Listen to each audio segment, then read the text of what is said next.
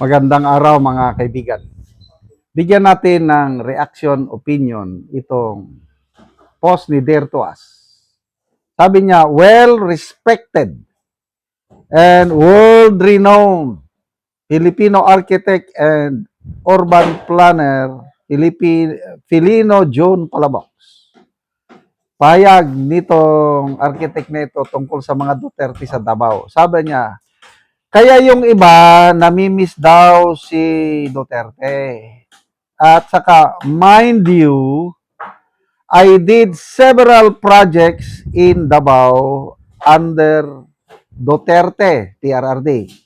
No corruption. Projects, I did many projects under Sara Duterte, no corruption. Under Basti Duterte, no corruption.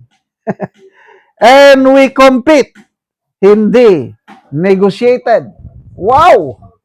Palakpak naman dyan! Hindi ito politiko ito ha.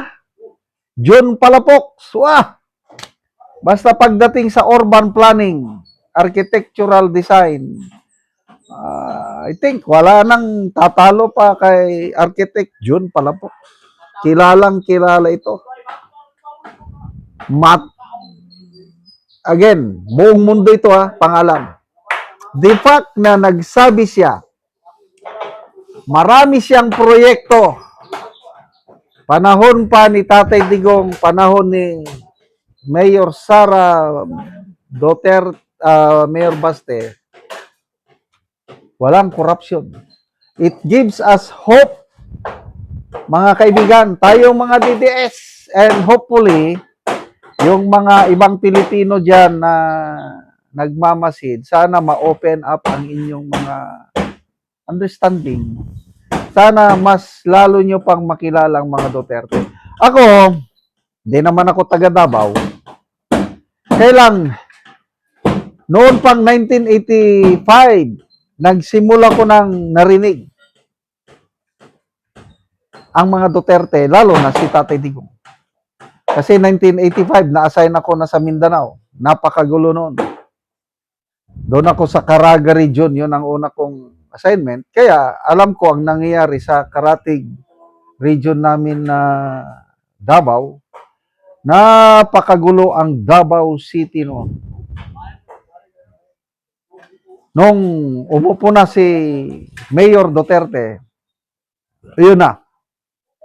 Doon na uso yung tinatawag namin sa counterinsurgency na Alsamasa. Ang mga taga Davao na napulaan o nagalit na sa mga NPA, lumaban na sila. At napaka-successful ang Alsamasa movement in Davao. Unti-unti, sa magandang pamumuno din ni Mayor Duterte, unti-unti nakita ko, nasaksihan ko, ang transformation ng Davao na napakagulo noon. Ngayon, ibang-iba na. It's a 180 degrees turnaround ang Davao. Sa mga hindi pa nakapunta ng Davao, punta nyo. Kita nyo, disiplina, malinis, ang mga tao, very responsible, free hospitalization. Tapos, yung mga wires ng kuryente na ang pangit tignan sa mga daanan, highway, nakalibing. Wow. Insurgency free ang Davao. Debt free, wala nang utang. Tapos bagsakan ngayon ang mga local and foreign investments. O ano pa? Yan ang tatak Duterte. Tapos sinisigaw nila magnanakaw ang mga Duterte. O sige. O, between Trillanes. Sino pa yung mga nagsasabi? Trillanes Madriaga. Credibility nila, i-compare nyo dito kay Architect John Palabox. Wala ito. Alikabok lang itong dalawa, Madriaga when it comes to the credibility of Architect June Palafox. Dahil hindi siya politiko eh. Tapos, sasabihin niya ngayon na walang korupsyon. I have done many projects. Walang negotiation. We compete. Dapat ganun. Sa mga kaibigan, may pag-asa pang ating bansa.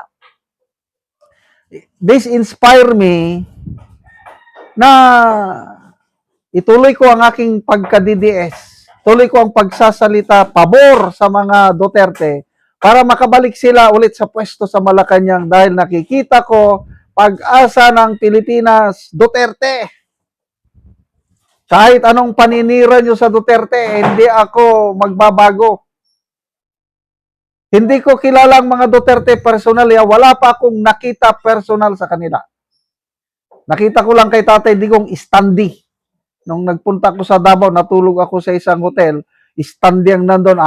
Palitrato ko. At least natabihan ko si Tatay Digong istandi. Naramdaman ko lang yung serbisyo nila. Farm ko, may farm ako sa Bukidnon. Malayo sa Kabiasnan. Nasa bundok. Sira-sira ang kalsada. Halos hindi ako makapunta dahil naawa ko sa sakinan.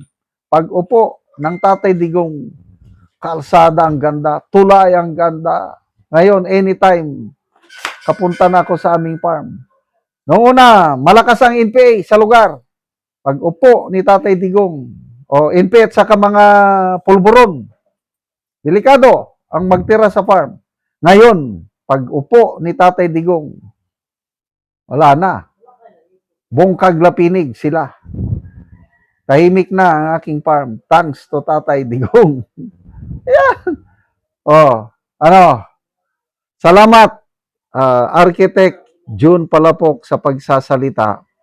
Sana ito makarating sa marami pang Pilipino para makilala nila kung ano talaga ang mga Duterte, na sila ang tunay na may malasakit sa taong bayan.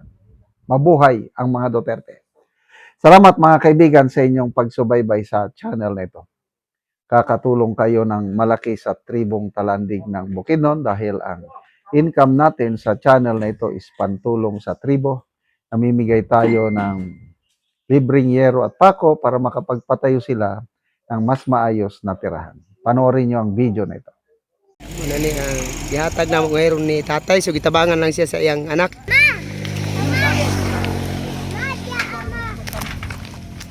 Muna ni ang atop ang karon. O karon muna ni ang atop sa tagaan na mo og gero ni tatay, so ang gyud kining diri tungod sa kadtong daghan nga hangin, kusog nga hangin og kadtong bagyo, gipanglupad na gyud ang uban, so nangayo siya og tabang. So muna niyang itsura sa iyang atop.